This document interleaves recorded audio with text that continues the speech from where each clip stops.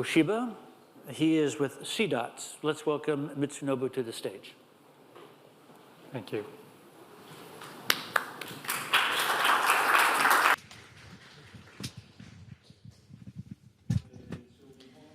So I was asked to speak in Japanese, so I would like to speak in Japanese. We have a professional interpreter at the back, so please use this interpreter. This year, Q2B. Thank you so very much for the invitation, and I'm glad to participate. So think tank Cdots. This is the company that I run.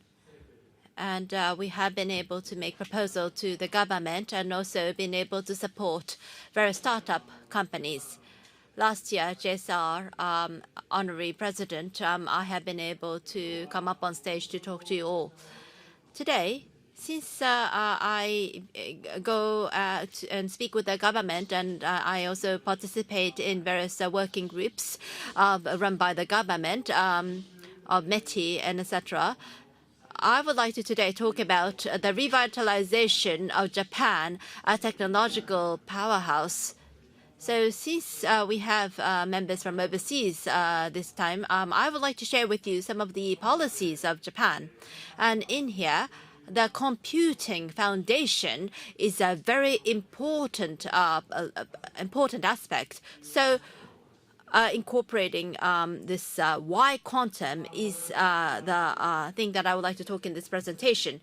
So our Prime Minister, Mr. Kishida, has inaugurated on the October 22 and went to the stock exchange in London, and he has made a speech called Investing Share.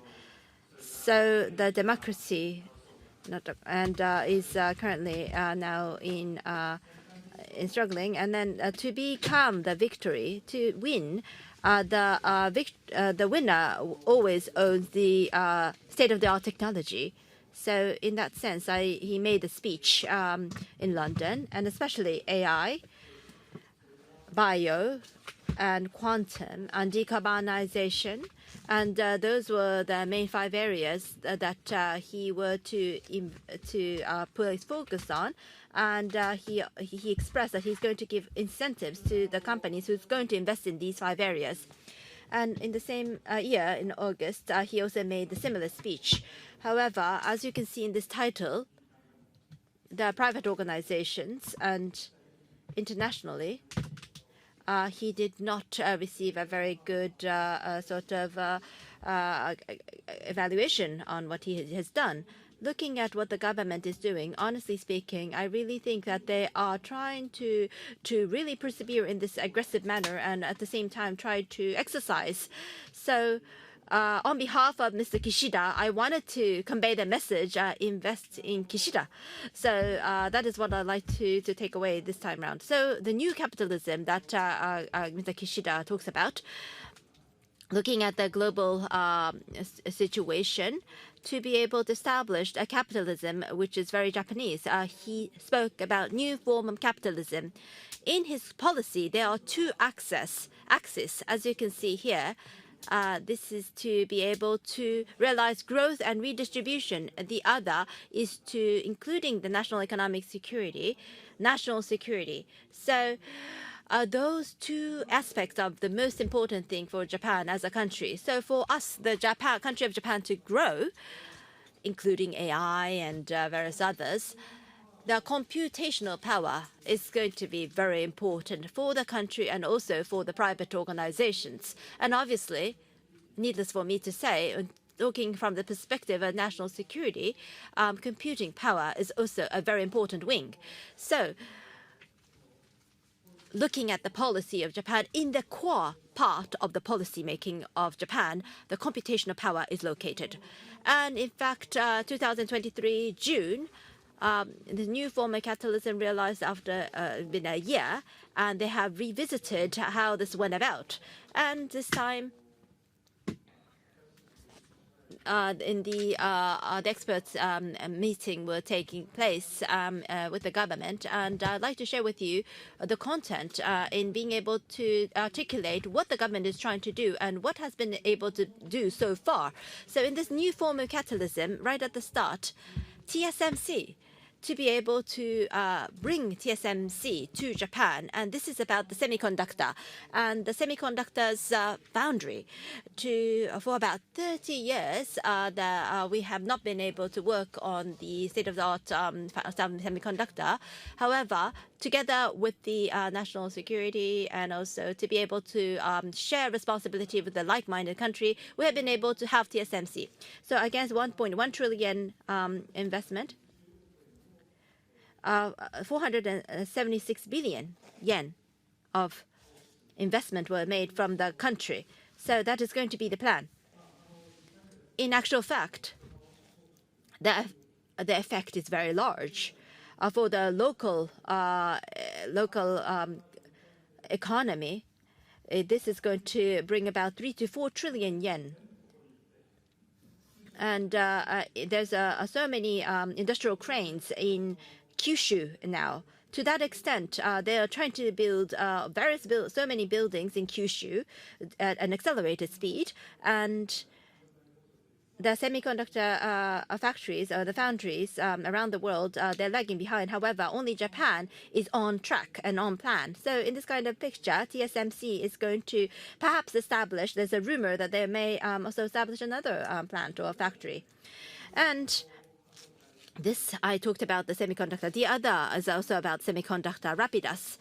The state-of-the-art semiconductor-related foundry business will be created in Japan. And this company was founded last August, and in November already received 700 million funding. And from IBM, 2 nanometer gate-all-around technology is going to be adopted at Rapidus. And after that, 2022, in the supplementary budget, 260 billion yen of support has been given, and they are to build a factory in Hokkaido. New foundry business now. So the bureaucrats and also the Liberal Democrat politicians, what they say is that in the next 5 years, they will need 5 trillion yen of investment. So looking at the global perspective, semiconductor investment is very important. There is CHIPS law, and also same thing is happening in Europe and Taiwan, etc. So in fact, the Japanese government were the first one who has really allocated a budget and started running. So in fact, Japan tends to be said that they're slow and they don't do anything. However, in this area, they are very aggressive and actively going ahead in this area. And also, this is what happened in March this year. This is Riken's computer. This has started to operate finally. So it seems that congratulations to you. And with this computer, the cloud service has started faster than anyone. So this is also qubit, up to the qubit. This could realize the development up to the qubit. And that technology is right here in Japan, and that has been proved with this technology. And this has been funded from the government, from the Ministry of Education, to realize this project. So now, talking about AI. AI, I'm sure this is a word you hear every day. For the sake of training the AI, the computational power required up until 2010, from 1960 to 2010, in 2 years, it was doubling every 2 years. So it was a Moore's law. However, 2012, 2015, after the food boom of AI, the industrial use of AI has became a reality. And the AI computational, the training, computational power required for the training of AI has really grown.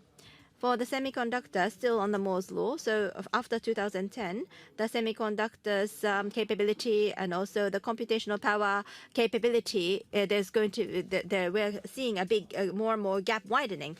So in other words, with the latest technology, semiconductor, what is supported with the latest technology, like the generative AI, is not sustainable anymore. So for Japan, the power is very expensive. And also, the natural language processing and NLP is very complicated and it's going to entail cost. So therefore, what is very important for a country of Japan is how to be able to narrow that gap soon, quickly. So that is the utmost important for the country of Japan. So as a hardware, non-Neumann computing and also for the software, to be able to work on the software and to be able to work on the algorithm is the areas of focus. And the Japanese government is to invest in this area. And they have been shifting their focus from the semiconductor and also to the quantum computing. So this comes from April this year in the Nishimura-san's regular press conference. What he has said here, he said that based on the Economic Security Promotions Act, the country is going to grant a subsidy around 4.2 billion yen to the University of Tokyo's initiative to provide domestic companies, including startup and students, with the opportunity to use the most advanced quantum computer. So I would like to talk about the AI later on, but what's important here is that using this 4.2 billion yen, what are to be done? One is to 27 qubits quantum computing. That is going to upgrade at 170. And that is going to be open to the private startup and students and to be able to also educate the students as well. And the current QII, Quantum Innovation Initiative, from about 2019, together with KO and 4 private companies have started. And 2020, this has started as officially as Quantum Innovation Initiative Consortium with the Todai Yokyo University leading. And this is a government, academia, and private organization partnership.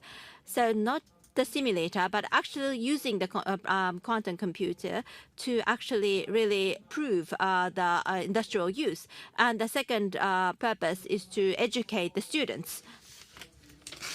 And there are 18 companies who are already members. We have these organizations, the RICAN as well, to be able to have the government, academia, and industry partnership in this consortium. And on the other hand, there are 55 academic papers which was published. And this is a Tokyo University scene.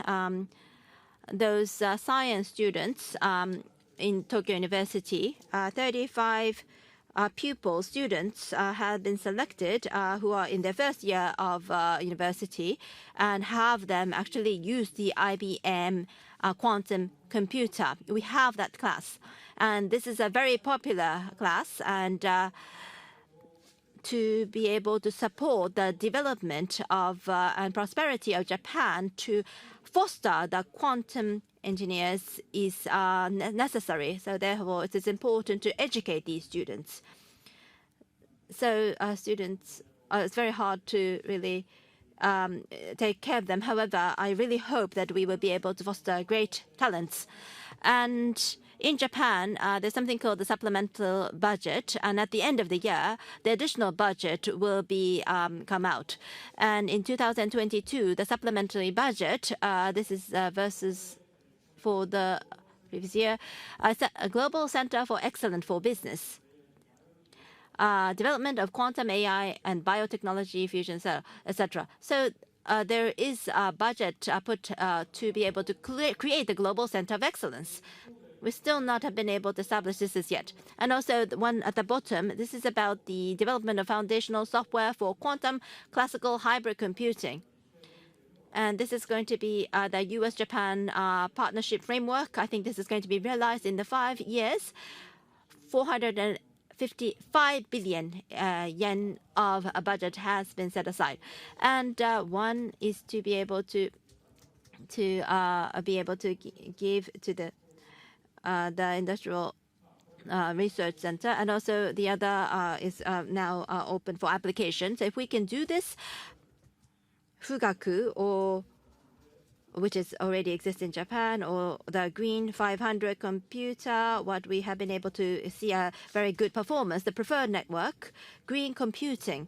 So, and also the quantum computing, by having those combination, we will be able to pioneer before the rest of the country to be able to have this quantum computing technology go live. And this is probably going to be for the next year.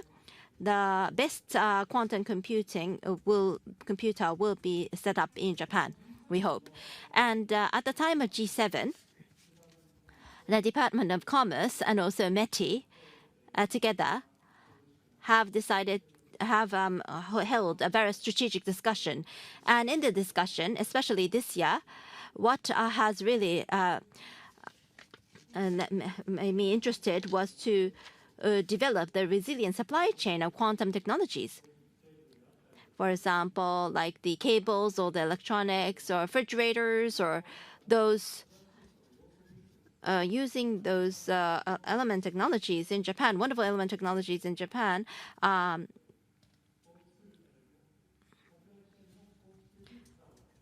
to be able to use them for the development of resilient supply chain. And that has been decided between US and Japan. And this is not just the quantum computing alone. However, when thinking about the industrial use, we have to be aware of the supply chain, and we have to establish and build the supply chain. And the Japanese technology could also be utilized in these areas as well. So the US and Japan has agreed on that and have decided to work together. And I think other than that, there are various other things that the government has done.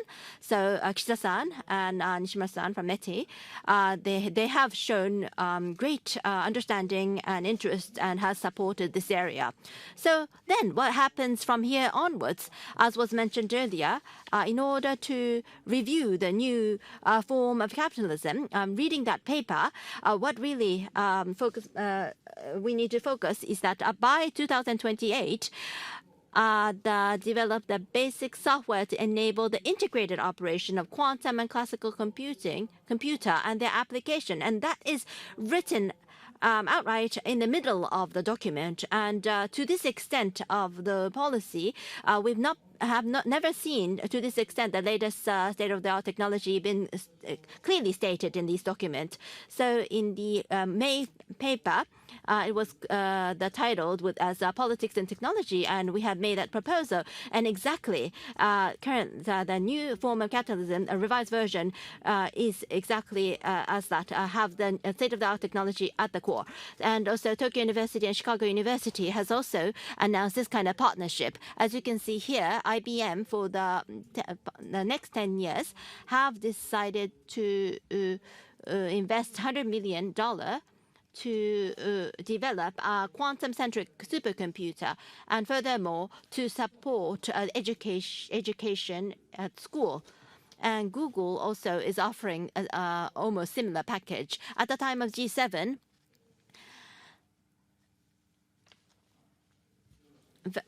this has been announced to the world. And QIIC, Quantum Innovation Initiative, and not only QII, but also our sponsor, QPAR. This is also a very wonderful community, I believe. So QIIC, quite large enterprises are wanting to use, and try to use. So since this is going to utilize large computing power, it's going to entail a fee. However, maybe not to that extent, but for those people who want to know about this, especially for the younger people, to further their understanding, QPark has been able to establish a very good community. And other than that, there's something called the Quantum ICT Forum. So ICT, in other words, communication. So there's RICT, the Communication Research Center in Japan, and also the areas, the ICE, which is also very active in the quantum area. these are also very active forum, and they will be able to look at the QKD and quantum internet. And they were also mentioned in today's speech. Q-Star also are there in our members, and in such a way, we were criticized that Japan don't do things and they're slow. However, no. In fact, we are very committed, and we also getting support from the overseas memberships as well. So in this kind of manner, we very much would like to further international collaboration going forward. Last but not least, once again, I would like to say, please invest in Kishida. Thank you very much for your kind attention.